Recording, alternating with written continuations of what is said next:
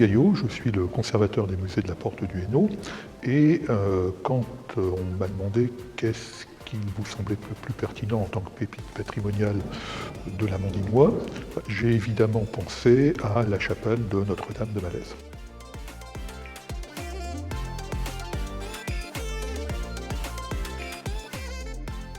On a eu droit à une belle découverte fortuite lors de sa restauration. On a dû enlever des lambris du XVIIIe siècle qui couvraient les murs et en ôtant ces lambris, on a trouvé plusieurs pépites. On y a trouvé d'abord un bas-relief daté de 1425 qui représente la Nativité. Et puis nous avons aussi trouvé un ensemble de fresques datant probablement du début du XVIe siècle, dont deux grands personnages, un Saint-Antoine et un Saint-Christophe, qui sont effectivement des grandes nouveautés. Cette chapelle abrite une statue du XIIIe siècle, celle de Notre-Dame de Malaise, à qui on prête de nombreux miracles.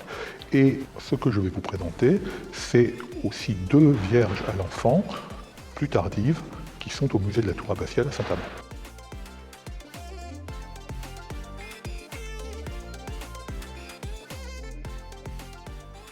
La Vierge de Notre-Dame de Malaise, c'est une des grosses pépites patrimoniales du territoire. Elle est datée du milieu du XIIIe siècle. Elle présente toutes les caractéristiques d'une Vierge romane, assez raide, avec des formes peu marquées, puisque en fait le personnage important qu'on a là, c'est pas la Vierge, c'est le Christ.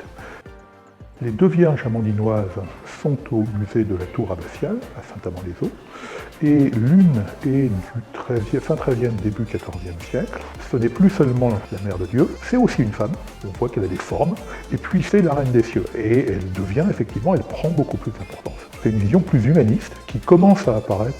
La seconde, elle est beaucoup plus tardive, elle est du XVIIe siècle, c'est une Vierge baroque, c'est une Vierge dite de l'Apocalypse, qui a le pied sur la lune et qui écrase le serpent, symbole du mal. Donc effectivement, c'est une évolution de la représentation de la Vierge, mais aussi de la vision de la femme au travers de sa représentation d'un personnage important pour les chrétiens.